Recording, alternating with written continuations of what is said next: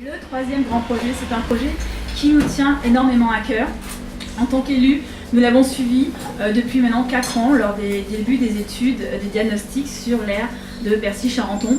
Et nous avons petit à petit fait mûrir un projet que nous avons mis en place avec Nathalie Kosciusko-Morizet pour les 63 derniers grands hectares opportunités foncières de Paris. Vous êtes voisins de ce territoire, de ces friches que vous connaissez, que certains, vous avez des nuisances, des rails, pour tous ceux qui habitent Coriolis ou la rue de Charenton. Et c'est vrai que notre projet s'oriente sur une couverture des rails.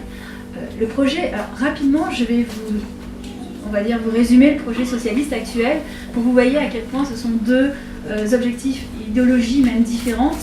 Le projet actuel s'oriente sur une utilisation simple des emprises terrestres. Sur ces 63 hectares dont je vous parlais, 1/5 sont utilisables directement par emprise. Le reste, on ne peut pas construire parce que ce sont des rails, ce sont des infrastructures ferroviaires. L'utilisation simplement du peu d'emprise fait que pour maximiser le nombre de logements, de bureaux que l'on peut effectuer, petit à petit, on a vu le projet socialiste évoluer vers les tours. Au début, ils étaient très discrets, et petit à petit, ils se sont aperçus que pour pouvoir finalement utiliser le peu d'emprise, il fallait finalement faire à la verticale. Donc, des tours sur peu d'emprise, et surtout sans réduire finalement les nuisances. Parce que les rails, elles embêtent les habitants actuels autour, mais elles vont aussi être présentes dans les nouveaux habitants. Et je trouve que projeter de mettre un nouveau quartier avec des nuisances inhérentes au rail, c'est assez, on va dire, irresponsable.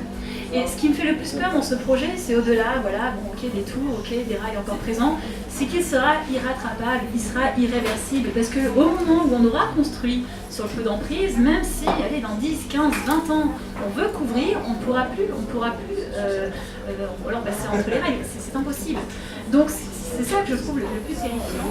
Non mais sur Bercy-Charenton, je voulais vraiment insister sur le projet social, le cynisme en plus qu'il y a eu derrière, parce que, donc, vous avez bien compris en voyant le plan, c'est que la partie restante est vraiment très petite, et donc l'idée c'est de mettre des grandes tours en faisant que du logement social. Donc on va entasser des gens, et évidemment il y a une réunion publique où ce projet a été présenté. Et il y a quelqu'un dans la salle qui a posé cette question, mais comment vivre à côté de ces voies ferrées?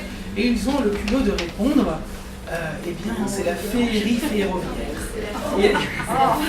Voilà, c'est un peu à l'image du pont Proudhon à côté. On a vu, donc, on le laisse moche, mais on explique que comme on vous a mis un peu de son et lumière, des petites loupiottes, eh bien il faut se contenter de ça. Donc voilà. Et à la couverture des rails, nous allons relier les quartiers les uns aux autres. Cette couverture des rails, au-delà de gagner du foncier, et j'en reviendrai sur le logement après, elle nous permet surtout de relier les quartiers les uns aux autres. Bercy-Charenton est complètement enclavé.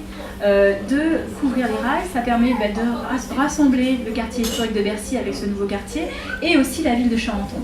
Avec la ville de Charenton, c'est un projet que nous avons fait de façon vraiment conjointe avec Jean-Marie Brétillon. Nous avons même eu l'occasion de le présenter à la presse conjointement avec Nathalie Kosciusko-Morizet et Jean-Marie Brétillon.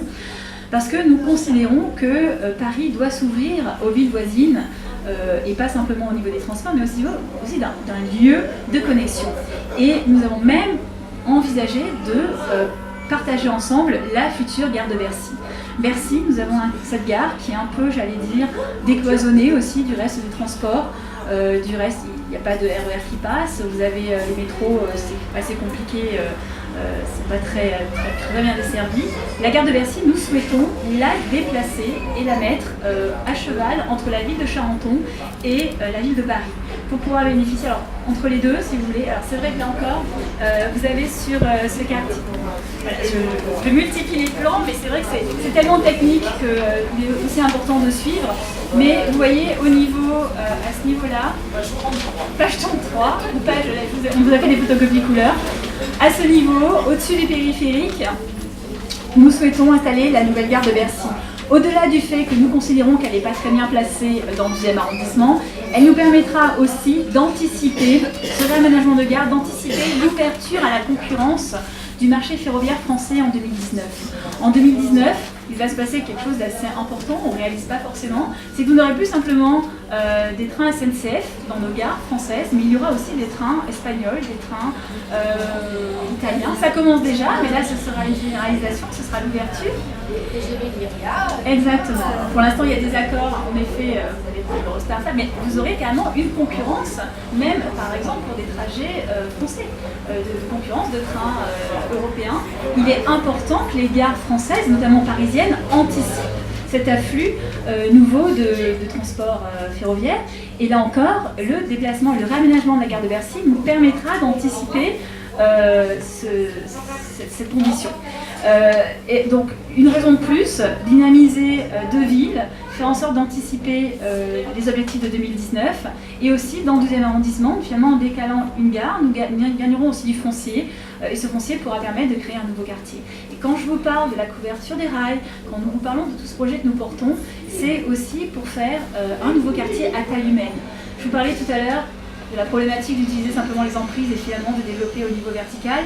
Nous envisageons de faire un quartier un peu à l'image de la rive gauche du quartier Masséna. La couverture des rails nous permet de gagner en foncier et nous permet de faire des habitations à R+7, donc 7 étages, ce qui permet de faire un quartier à taille humaine, sans tour, de garder des espaces aérés comme à rive gauche, et l'ensemble, même si ce sera beaucoup moins dense que justement le projet de nos adversaires, permettra de faire 10 000 logements supplémentaires. 10 000 logements supplémentaires équilibrés, vous l'avez bien compris, puisque dans l'introduction, je vous ai un petit peu parlé de notre politique du logement. Et justement, Bercy-Charenton, c'est l'illustration de ce que nous voulons faire. C'est 10 000 logements avec un tiers déjà destiné à la classe moyenne, que ce soit par la construction de logements intermédiaires, comme je vous l'ai dit tout à l'heure, on s'engage à un logement social, un logement intermédiaire, mais aussi l'accession à la propriété.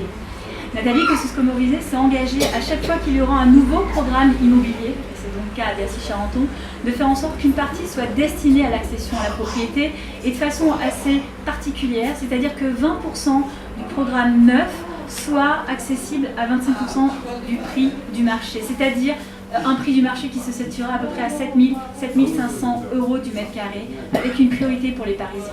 Pour que justement la classe moyenne et les Parisiens en général puissent de nouveau accéder et acheter sur Paris, car pour l'instant vous savez que c'est une ville où on est beaucoup moins propriétaire que dans le reste de la France. Donc aider, vous voyez, à avoir des logements et différentes facettes et offres de logements. Accession à la propriété, PLI, donc à peu près pour 33%. 25% de logements sociaux, ça c'est normal. Il faut continuer à créer, et comme je vous l'ai dit, pas à préempter, mais à construire du logement social pour aider et surtout diminuer toutes les tensions qu'on peut avoir. C'est 140 000 personnes qui sont en attente d'un logement social à Paris pour l'instant. Donc le logement social c'est important, équilibré comme on a dit, avec 1200 aussi logements étudiants prévus sur cette part du logement social, car le logement étudiant ça manque de partout. Le logement étudiant ça manque dans tout Paris, et le 12e risque d'être encore plus tendu, car il y a un déplacement de faculté qui est prévu dans le quartier de Picpus. Donc là encore, c'est un beau projet d'État, mais faut-il encore pouvoir accueillir les étudiants, et Bercy-Charenton sera une occasion d'accueillir les étudiants et aussi de compléter l'offre d'équipements publics adaptés bien sûr à ce nouveau quartier. Pour finir sur le logement, 40% de logements libres, tout simplement parce que ce logement qui sera vendu à des investisseurs nous permettra de financer ce projet. C'est très important et j'insiste, c'est un projet ambitieux, c'est vrai, coûteux, à 2 milliards d'euros en tout, tout confondu, mais qui sera complètement autofinancé. Il y aura simplement besoin d'un fonds d'amorçage pour commencer les travaux de couverture, pour commencer la rénovation de cet endroit-là, mais qui sera tout de suite compensé par la vente au fur et à mesure de foncier. Donc un projet complètement équilibré.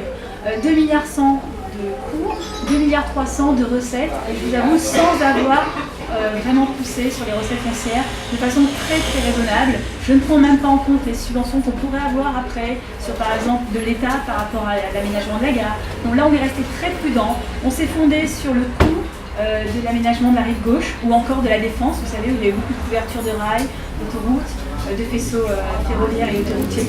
Donc vraiment, on est resté raisonnable, on s'est appuyé sur l'existence, sur ce qui s'est passé à Paris et en région parisienne, mais là encore, c'est vrai que c'est un projet ambitieux, mais financé parce que l'on accepte en effet qu'une partie soit vendue et soit des logements libres. De toute façon, il vaut mieux 10 000 logements en tout, dont 40% libres, que 4000 finalement autofinancés par la municipalité, mais de façon verticale et avec une offre très limitée au final.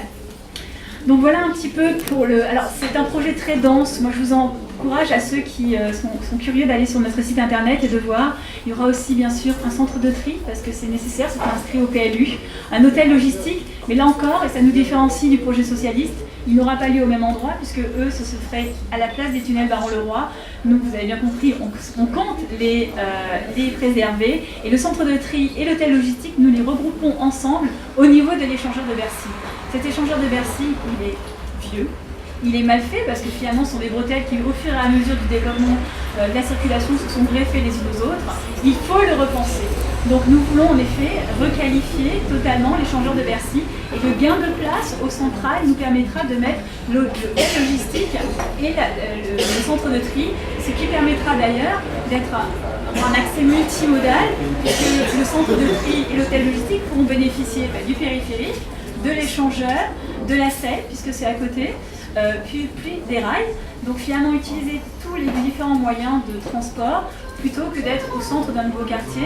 Parce qu'un centre de tri, c'est sûr, c'est pas un centre de déchets, mais mine de rien, ça oblige à plusieurs allers-retours de camions avec des nuisances pour les riverains. Donc là encore, on l'écarte et on met dans un endroit qui nécessite de toute façon d'être requalifié.